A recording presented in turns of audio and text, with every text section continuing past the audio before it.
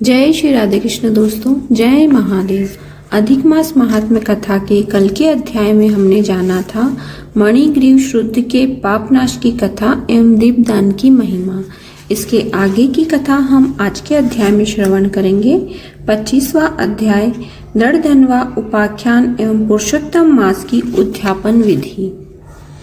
दर्दनवा कहने लगे, हे मुनि, श्री पुरुषोत्तम मास में व्रत उपवास रखने वाले व्यक्तियों के व्रत की पूर्ति के निमित्त कृपया उद्यापन की विधि भी बताएं।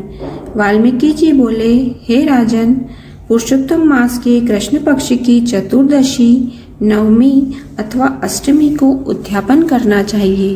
प्रातः काल उठकर स्नान आदि से पूर्व की सभी क्रियाओं को करने के उपरांत यथासाध्य सामग्री से उद्यापन किया जाए।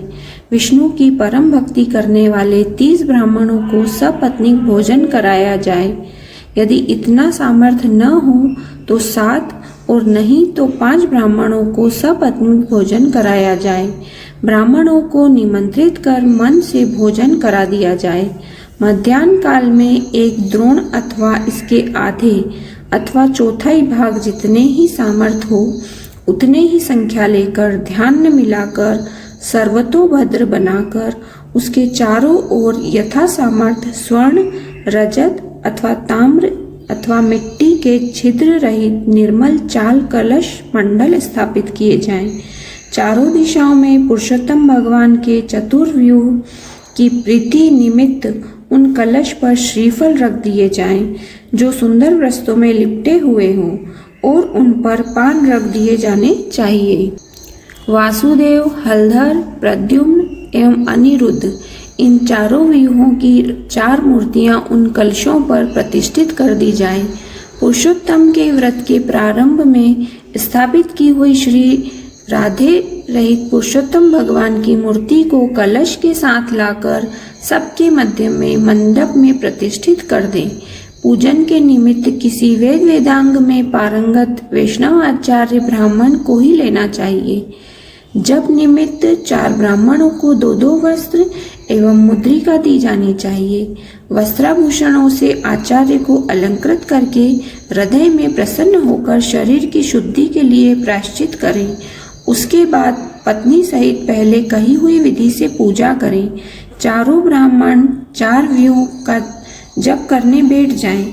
चारों दिशाओं में 4 अखंड दीप प्रज्वलित कर दिए जाएं और नारियल से अर्घ्य दान करने के उपरांत अपनी दोनों जंघाओं का पृथ्वी से स्पर्श कर दोनों हाथों की अंजलि में ऋतु के अनुसार फल फूल तथा पंचरत्न ले और सपत्नीक भक्ति श्रद्धा एवं मुद्रित मन से श्री हरि भगवान का स्मरण कर अर्घ्य आदि 16 उपचार से पूजा करें।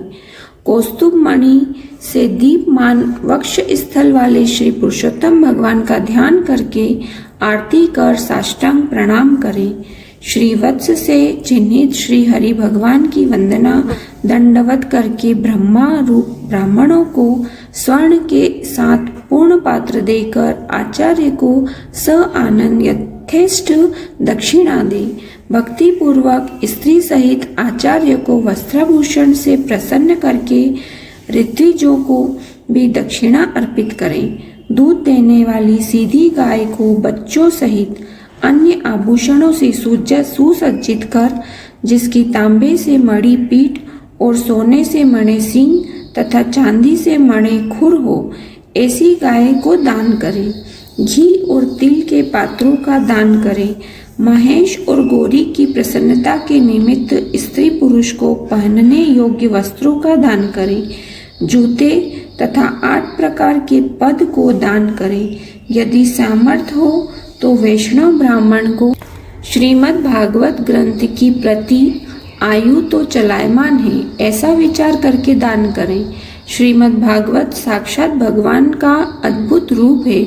जो व्यक्ति इसे दान करता है वह अपने कोटि कुलों का उद्धार करके योगी जनों को दुर्लभ गोलोक में पुष्पक विमान पर चढ़कर वास करता है तथा अप्सराएं उसकी सेवा करती है। सहस्त्र कन्याओं के दान, 100 अश्वमेघ यज्ञ, कृषि योग्य भूमि एवं तुला दान करना भी श्रीमद् भागवत के ग्रंथ के दान की 16वीं कला के समानता नहीं रखते हैं।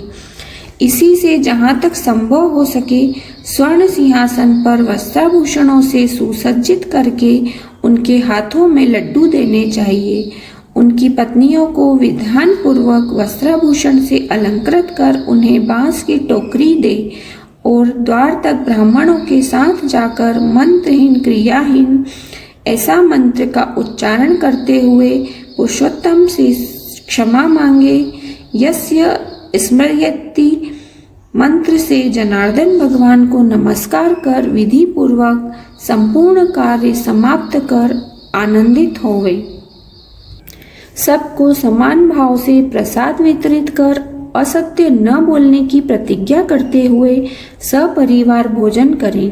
पूर्णिमा को रात्रि जागरण और स्वर्ण के बने राधा कृष्ण की पूजा कर अंत में पत्नी सहित व्रती पुरुष भगवान पुरुषोत्तम को राधिका सहित नमस्कार कर व्रत के करने से जन्म जन्म के क्लेश विपत्ति और दारिद्र्य का नाश होता है।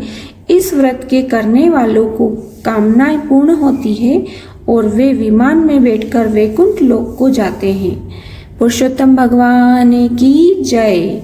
आज का अध्याय यहीं समाप्त होता है। इसके आगे की कथा हम कल के अध्याय में श्रवण करेंगे।